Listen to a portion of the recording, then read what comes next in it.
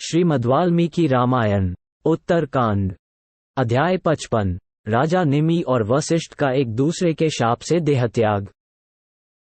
श्री राम ने कहा, लक्ष्मण, इस तरह मैंने तुम्हें राजा नृग के शाप का प्रसंग विस्तार पूर्वक बताया है। यदि सुनने की इच्छा हो तो दूसरी कथा भी सुनो। श्री राम के ऐसा कहने पर सुमित्रा कुमार फिर बोले, नरेश्वर, इन आश्चर्यजनक कथाओं के सुनने से मुझे कभी तृप्ति नहीं होती है। लक्ष्मण के इस प्रकार कहने पर इक्ष्वाकु कुलनंदन श्री राम ने पुनः उत्तम धर्म से युक्त कथा कहनी आरंभ की। सुमित्रानंदन, महात्मा इक्ष्वाकु पुत्रों में निमि नामक एक राजा हो गए हैं, जो इक्ष्वाकु के 12वें पुत्र थे। वे पराक्रम और धर्म में पुनर्तः स्थिर रहने वाले थे। उन पराक्रम संपन्न नरेश ने उन दिनों गौतम आश्रम के निकट देवपुरी के समान एक नगर बसाया। महायशस्वी राजर्षि निमि ने जिस नगर में अपना निवास स्थान बनाया, उसका सुंदर नाम रखा गया वैजयंत। इसी नाम से उस नगर की प्रसिद्धि हुई। देवराज इंद्र के प्रासाद का नाम वैजयंत है। उसी की समता से निमि के नगर का भी यही नाम रखा गया था।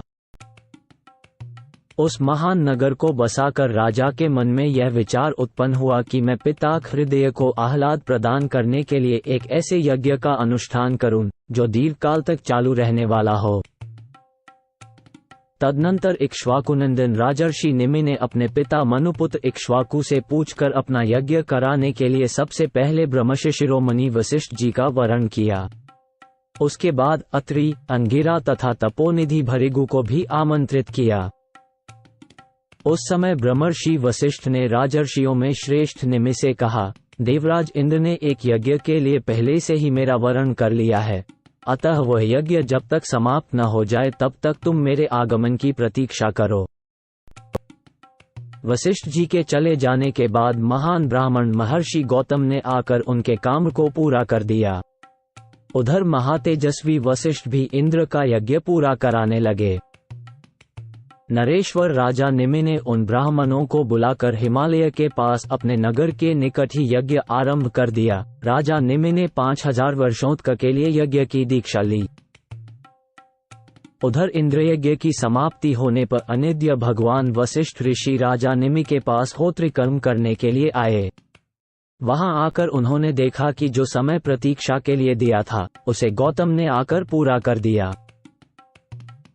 ये देख ब्रह्मकुमार वशिष्ठ महान क्रोध से भर गए और राजा से मिलने के लिए 2 घड़ी वहां बैठे रहे।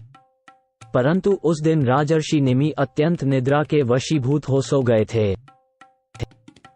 राजा मिले नहीं, इस कारण महात्मा वशिष्ठ मुनि को बड़ा क्रोध हुआ। वे राजर्षि को लक्ष्य करके बोलने लगे, भूपाल निमि, तुमने मेरी अवहेलना करके दूसरे पुरोहित का वरण कर लिया है, इसलिए तुम्हारा ये शरीर अचेतन होकर गिर जाएगा। तदनंतर राजा की नींद खुली। वे उनके दिए हुए शाप की बात सुनकर क्रोध से मूर्छित हो गए और ब्रह्मयोनि वशिष्ठ से बोले, मुझे आपके आगमन की बात मालूम नहीं थी, इसलिए सो रहा था। परंतु आपने क्रोध से कलुषित होकर मेरे ऊपर दूसरे यमदंड की भांति शापाग्नि का प्रहार किया है।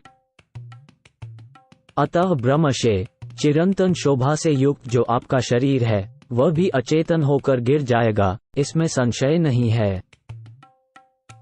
इस प्रकार उस समय रोष के वशीभूत हुए वे दोनों नृपेंद्र और द्विजेंद्र परस्पर शाप दे सहसा विदेह हो गए।